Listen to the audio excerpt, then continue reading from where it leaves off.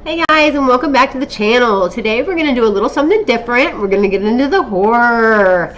And it's from none other than Mr. Ballen, my favorite online storyteller. He tells stories, especially horror stories, like no other. So let's get into one of these stories. It's a really good one. So let's do it. Any of our weekly uploads. Alright, let's get into today's story.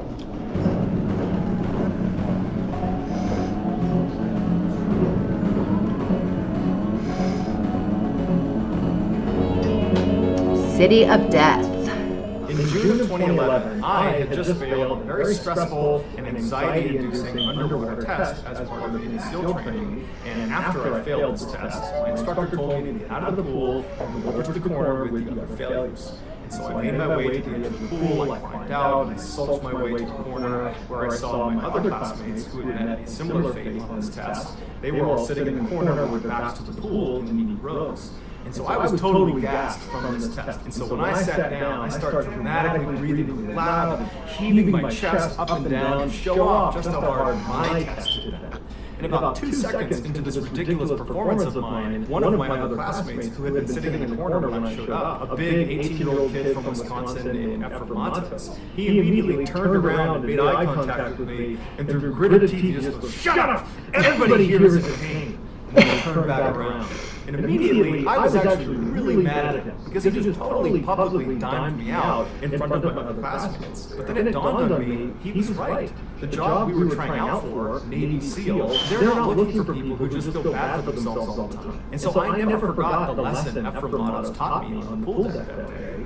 And I, along with everybody else in the SEAL teams, never forgot the totally insane thing that Ephraim did 5 years later that was picked up by virtually every major news network at the time. Back in 2012, so about a year after our exchange on the pool deck, Ephraim and I graduated and became Navy SEAls. I was assigned to East. I never knew that about him. I never knew he was a Navy SEAL. That's awesome. And I've watched a lot of his videos. Never heard it. Good to know. West Coast SEAL team, he was assigned to a West Coast one. And over the next 5 years, I never saw the guy until I saw him on TV. It was mid-June 2017, and I was on base in Virginia in an office full of other Navy SEALs, and we were wrapping up for the day. I was closing my email and powering down my computer, and I noticed my phone was sitting on the table suddenly started lighting up with all these text messages from current and former teammates. So I grabbed my phone, and all the messages said the same thing: turn on the news. And so in this office we were in, there was always a TV that was turned to the news sitting in the corner that was on mute. And so I turned to look at this TV, and on the TV from a distance, all I could see is breaking news in Middle East. And so given our profession, news like that tended to have a direct impact on our day-to-day lives. And so I assumed all these text messages must be about whatever happened in the Middle East. And so I get up, I walk over, I grab the remote, and on my walk back to my seat, I'm turning the volume up, and everybody else in the room is turning around to watch the TV as well. And we start hearing the TV reporters talking about this group of American civilians that had gone to Iraq and taken up arms against the terrorist organization ISIS. And so as they're talking about this group of American civilians, they put on the screen an image of one of these Americans. It was this big bearded guy in his mid-20s carrying an AK-47 rifle standing behind a tank somewhere in the Middle East. And as soon as I saw that picture, I knew right away that's the guy. That flurry of text messages from current and former teammates. It's because we all know this guy. The guy on TV was Ephraim. 5 years earlier, after our graduation, Ephraim checked into his first SEAL team out on the West Coast, and very quickly after he showed up, they deployed to Afghanistan. During one of their missions, Ephraim was in the back of his patrol as they walked across this huge open field as they left this village they'd just been in. And so Ephraim, in virtue of being in the back of the patrol, was in charge of looking behind the unit and make sure no one was coming after them. And so Ephraim periodically would turn around and he would look and make sure no one was following them. And then at some point when he turned around, he saw two little girls that couldn't have been more than 5 and 7 years old running out of the village and start running down the road towards him. Now, earlier in the day, when Ephraim and his team had been in that village, they found a children's backpack lying in the middle of the road. And when they went up to inspect it, it turned out to be rigged with explosives. Now, no one had gotten hurt. They had defused the explosives, but they were very weary for children's backpacks. And so as Ephraim sees these two girls running up to him, he can see they're both wearing similar style backpacks to the one they found on the road. They were suicide bombers. Ephraim begins screaming at these girls to stop, go back, don't come any closer, or I'll have to shoot at you. But he could tell they weren't stopping. They were just running up the road. He could see there were tears coming down their face. They were totally upset. They were obviously innocent. They were young kids. They'd been put up to this by the Taliban. But Ephraim...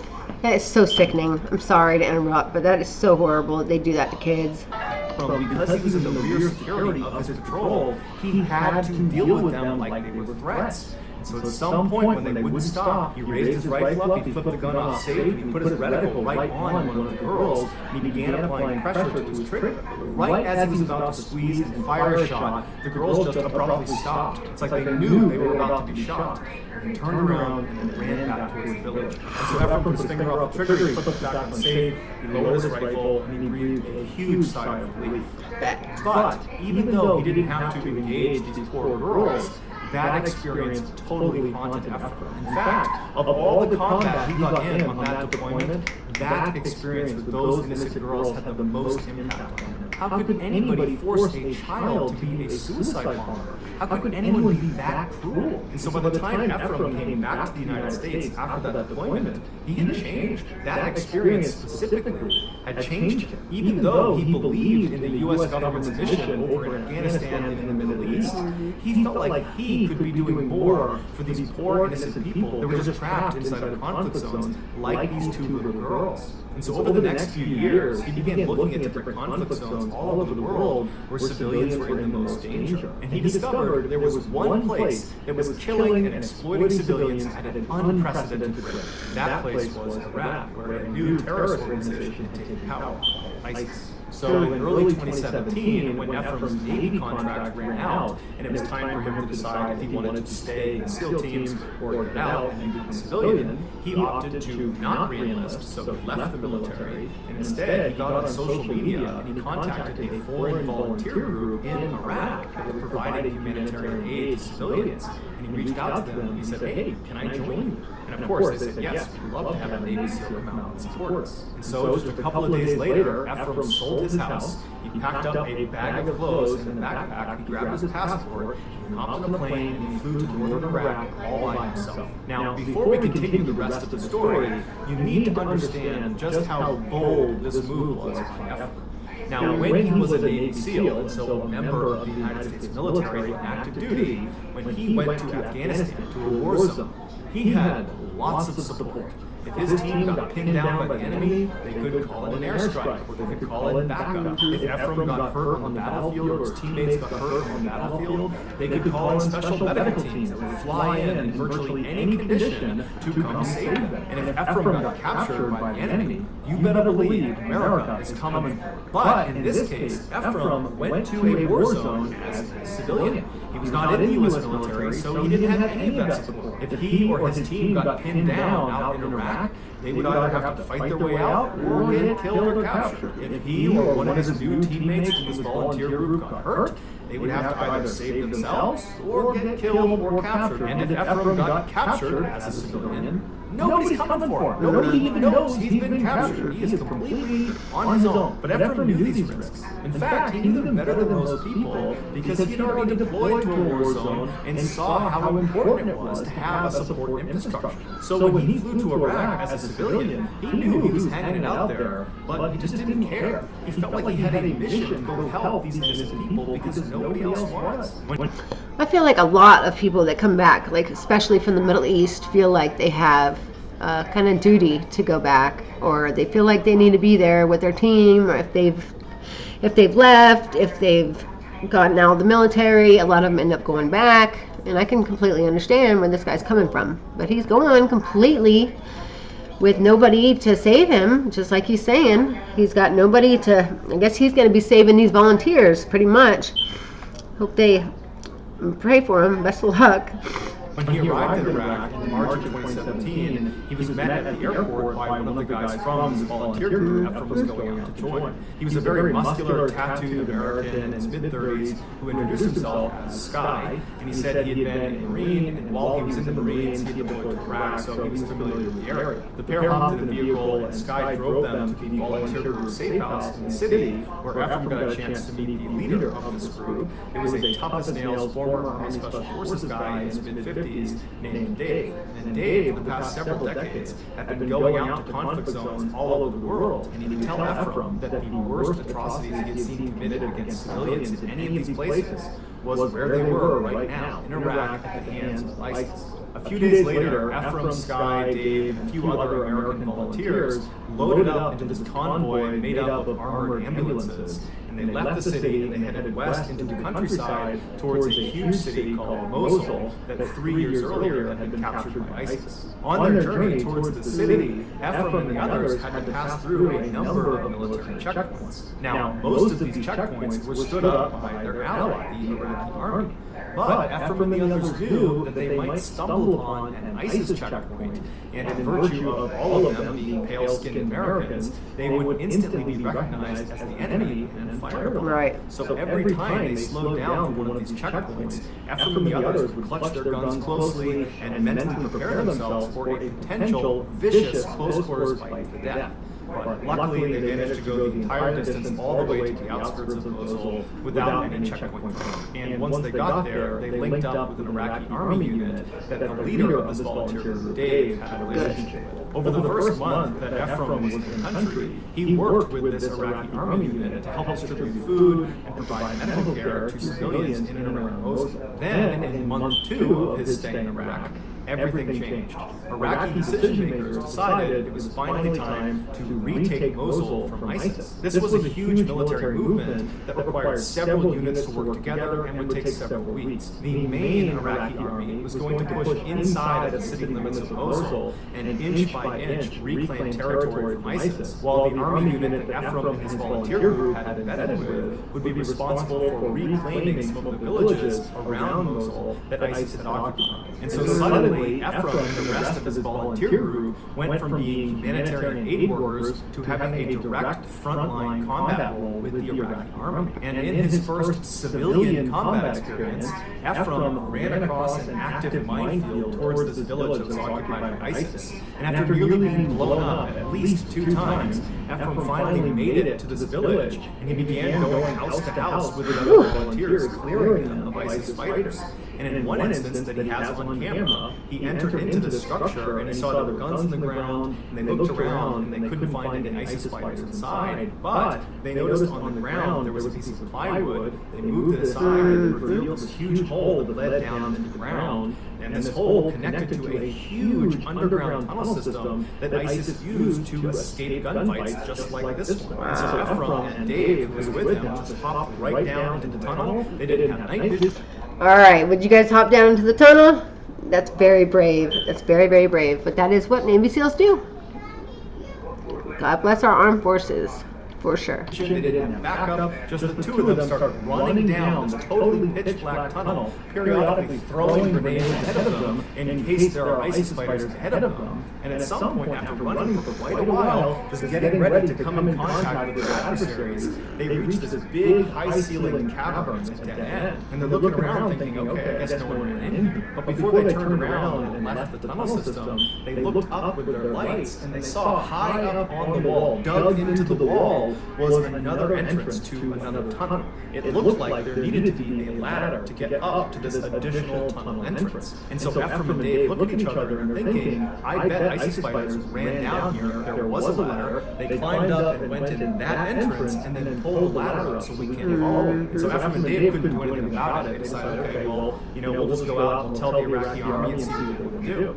So Ephraim and Dave, they leave this tunnel system and go back outside. They tell the Iraqi army, and the Iraqi army brings in a bulldozer, and they fill in that entrance they found inside of the house, completely seal it up so nobody could go in or get out. And later that night, after that village had been cleared of all ISIS fighters, they began hearing muffled explosions underground near where this entrance to the tunnel was. And what it turned out to be was ISIS fighters realized they had been buried alive. They had snuck down there, they had used the ladder to get up into that crawl space. But when they realized they were doomed, they blew themselves up. For the next month, Ephraim and the Iraqi army unit that he and his volunteers were working with continued to periodically get into small skirmishes with ISIS in these villages outside of Mosul, but the majority of their time was spent providing humanitarian aid and medical care to civilians in the area. Then in May, their mission changed again. The other Iraqi army units that had been sent directly into Mosul a month earlier to inch by inch eradicate the area of ISIS fighters, they had done a relatively good job, but the last few ISIS fighters had been pushed up into this northern section of the city where they had bunkered down inside of these blown out concrete structures, and they were putting up an unbelievably fierce fight. So fierce, in fact, that these Iraqi army units in the city were not able to go any farther forward. They needed armored vehicles and tanks if they were going to be successful. And it just so happened the army unit that Ephraim and his volunteer group had embedded with, that had been outside of Mosul this whole time, they were an armored unit. They had armored vehicles and tanks. And they were ordered to head right into the heart of Mosul and liberate it once and for all. And so on May 4th, Ephraim and the other volunteers loaded up in their armored vehicles, and they joined this huge line of dozens and dozens of tanks and other armored vehicles looking at the western side of Mosul. There was just a field between them and the city walls. And as soon as this massive convoy began moving forward towards the city just opened up on them. Heavy machine gun fire, rocket fire, mortars. It was just absolute chaos. ISIS knew they were coming, and so they were unleashing everything they had on them. And Ephraim would say, after his vehicle actually got inside of the city limits of Mosul and was on one of their roads, all these booby-trapped cars began detonating all around them, and the machine gun fire, rocket fire, and mortar fire only intensified. At the same time this was happening, Iraqi civilians inside of Mosul saw this unbelievable wave of violence happening, and they began trying to flee the city. Now, ISIS had effectively kept them hostage inside of Mosul because they needed lots of civilians in and around the area because it prevented Iraq and America and other forces that were fighting ISIS from indiscriminately bombing Mosul to get rid of the ISIS presence there. And so when ISIS saw these civilians running away, they began shooting them to deter other civilians from trying to escape. And so right in front of Ephraim, as he's driving into the city, men, women, children are just being gunned down all over the place. Naturally, Ephraim and the other volunteers popped out and tried to return fire at these ISIS shooters, but they were so well fortified in different structures, they couldn't even see them, let alone hit them. So they did the next best thing. Ephraim and the others began putting themselves out in the open to draw fire on themselves so that other nearby civilians could run safe. And for the next 3 days, that's what they did, constantly exposing themselves, dodging bullets, and then also when they weren't doing that, they were treating these civilians that had been wounded and other Iraqi soldiers that had been wounded. Now, to this point, Ephraim had seen combat when he was in the United States Navy as a Navy SEAL, and he'd seen combat as a volunteer with his group. But it wasn't until he got inside of Mosul that he saw just how barbaric humans can be to one another. He said he saw so much death and dying all around him that it was like his brain couldn't compute that level of barbarism. He would later write a book called The City of Death. It was about his experience in Mosul. And he said the reason he named the book The City of Death is because that's what it felt like. Everywhere around him was just death. For the next several weeks, Ephraim and the other volunteers took up a position in the south section of Mosul inside of this bombed-out building. They created a sort of aid station. And there, they focused all of their attention on trying to treat as many wounded civilians and wounded Iraqi soldiers as they possibly could. At the same time, the rest of the Iraqi army had pushed north and was slowly chipping away at the last few ISIS fighters. On June 1st, so roughly 1 month after Ephraim and the others had entered into the city of Mosul, they noticed a significant uptick in the number of wounded civilians that were coming to them for help.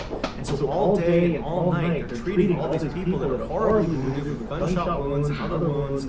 And so at some point, Ephraim and the others began asking these people, what happened to you? This seems unusual that so many people would show up with these wounds, and they all just seemed to be in shock. No one was able to really talk about what happened, but a few people mentioned there had been a massacre somewhere nearby. But when they tried for more information, there was a language barrier issue, and there was just the fact that they were overwhelmed with patients, and they needed to make sure their focus was on treating them, not talking to them. The following morning, though, Ephraim and the others got up and decided they wanted to push farther north into ISIS-held territory to see if there was evidence of a massacre, to try to figure out what happened to all these people that were showing up wounded. And so Ephraim and the other volunteers, they left their aid station building and they moved north about 1 block to this huge intersection, and there they tucked up against this huge concrete wall that protected them from ISIS. ISIS was down the other road that ran through the intersection. They were holed up in this huge bombed-out hospital that overlooked this intersection. And so from where they were, ISIS couldn't see them and they couldn't shoot them. At some point, Ephraim poked his head around this wall, looking down the road towards this burned-out hospital, and what he saw along the road shocked him. There were dozens and dozens of civilians that had been killed laying all over the place. It would turn out the day before, a huge group of civilians had attempted to flee the city, and they ran in front of that burned-out hospital where ISIS was, and they gunned them down. They killed over 200 civilians, men, women, children. They didn't care, and they wounded at least 100 others. And so that was why there was that huge uptick in wounded civilians that they were for. And so as Ephraim is scanning this carnage, being careful not to stay exposed for too long, he notices one particularly large pile of bodies. There's about 20 or 30 bodies. He sees in this pile there's clearly movement, and he can see there is a little girl who's attempting to hide herself under her dead mother's clothing. And then next to this girl were 2 other adult men that clearly were wounded but were alive. Ephraim immediately starts yelling to them to run to him, you're going to get killed out there. But the 3 of them were completely shell-shocked. For the past 24 hours, they had been laying inside of this pile of bodies, so they were not going to be able to move on their own. And so Ephraim realized unless they did something to get them out of there, they were going to die. So Ephraim and the others ran back to their Iraqi army counterparts, and they got them to sign off on a rescue mission. And their plan was they would have one of the Iraqi tanks drive down that road straight towards that hospital where all the ISIS fighters were, and right behind the tank would be an Iraqi Humvee, inside of which would be Ephraim and the other volunteers. And so they would go straight down the road, the tank would serve as a sort of shield for the Humvee, and after the tank passed the pile of dead bodies, the Humvee would be lined up right next to it. Ephraim and the others would hop out, they'd grab the girl and 2 other men, hold them back in the Humvees, and then the 2 vehicles would back up to safety. Once this plan was in place, Ephraim and Dave and the other volunteers contacted the American military in the area, and they got them to authorize a smokescreen to fire artillery shells with airburst smoke grenades that would obscure the view of the ISIS fighters in the hospital. They wouldn't actually be able to see the tank or the Humvee with this rescue operation taking place right in front of them. And so shortly after these plans are totally finalized, and Ephraim and the others are loading up in the Humvee, are getting in position to turn that corner and begin this operation, the driver of the Humvee says, you know what, I don't want to do this anymore. It's not safe, I'm not willing to do it. Ephraim and the other volunteers tried to convince him to still do the operation because they didn't have time to get a replacement Humvee, and they'd already coordinated with the American artillery units that were going to be firing these shells at a certain time, and so they really didn't have an opportunity to do this operation again and just got back out. Not to mention, if they didn't get out there quickly, these 3 people were going to die anyways. And so finally, when Ephraim realized this driver was not going to budge, he was not going to go in this operation, Ephraim and the others got out of the Humvee and they walked up to the tank driver and they asked him, are you still prepared to go on this rescue operation? And he said he was. And so even though if they went through with this mission, it would mean Ephraim and the others would be on foot behind the tank and completely exposed, they were still totally down for doing it. In fact, Ephraim would say at no point did they consider canceling the mission. They were so focused on saving these 3 people that they were prepared to sacrifice themselves to do it. And so the tank driver closed his hatch, Ephraim and the others got behind the tank, they turned that corner so they're facing the hospital, and then a couple minutes later, as planned, American artillery launched these airburst smoke grenades that totally obscured ISIS's view. And as soon as those smoke clouds were in the air, ISIS came out and just started firing randomly straight down in the general direction where this tank was. They couldn't really see the tank, they had no way of knowing what they were doing out there, they just knew something was going on.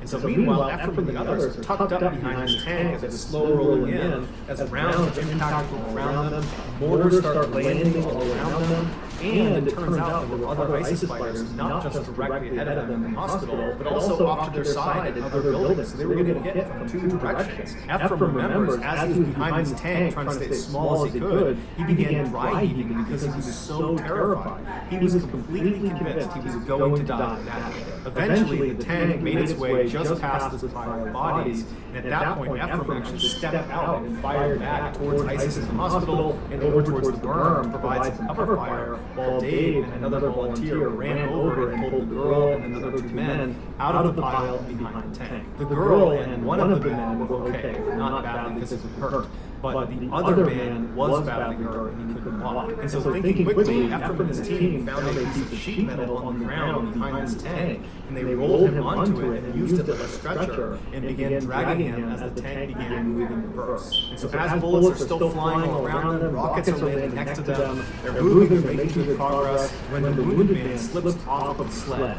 and he lands right in the tracks of where his tank is going to go. And for a variety of reasons, Ephraim and the others had no way of communicating with the tank driver. So the tank driver was just going to keep on moving and he's going to run over this injured man who can't go anywhere.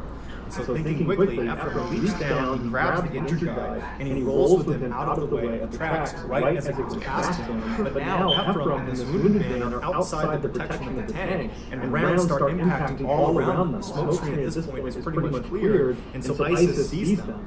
And Ephraim at this point makes a heartbreaking decision. He looks at this guy who he knows cannot move himself. He's badly wounded, he makes eye contact with him, he holds his hand, and Ephraim just shakes his head and says, "I'm sorry." Because he knew he couldn't move him fast enough behind the tank.